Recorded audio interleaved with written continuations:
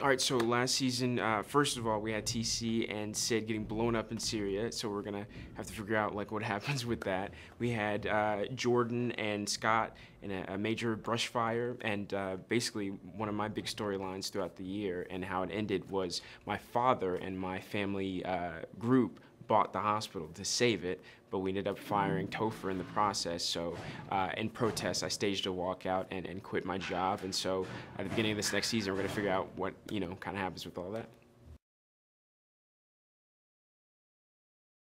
So this season starts off 48 hours after the season 3 finale, and basically some of the members of the group are still kind of working in the hospital. Some are still, not on the team anymore, and so we kind of figure out in this season premiere, first of all, who survived the accidents at the end of last season, and also who's coming back to work, how they're going to go about doing that, if people are going to quit like permanently or if they're going to come back to work and join the family again. So it's going to be really interesting to see how the dynamics kind of work themselves out. I don't think it's going to be exactly the same as it's been in the past, and so I think people are going to be really interested to see, what's new and what's different.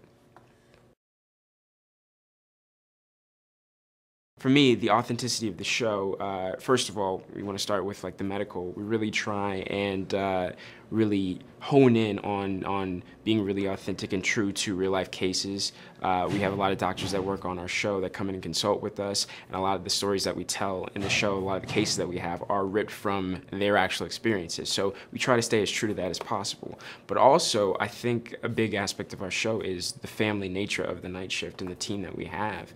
And it's authentic for me because I see a lot of our actual relationships on screen.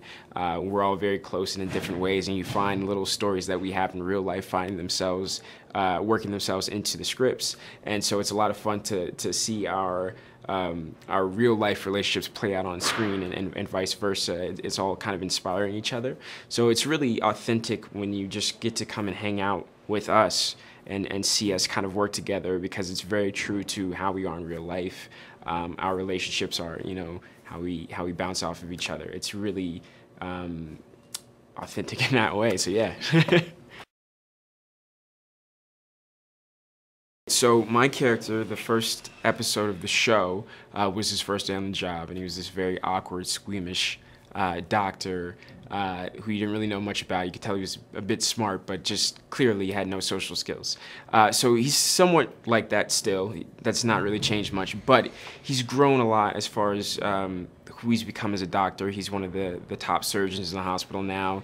He has a lot more confidence in his work, if not his social skills. He's got a girlfriend now who's one of the doctors on the show. This is very big news. And one of the big things that he's gone through over the years is kind of coming out of the shadow of his father, Dr. Julian Cummings, who is one of the top surgeons in the world, very, very famous surgeon, and so kind of becoming his own man and his own doctor outside of his father's shadow. And he's definitely taking huge steps towards that this year, and I'm really excited for people to see how he's grown even more.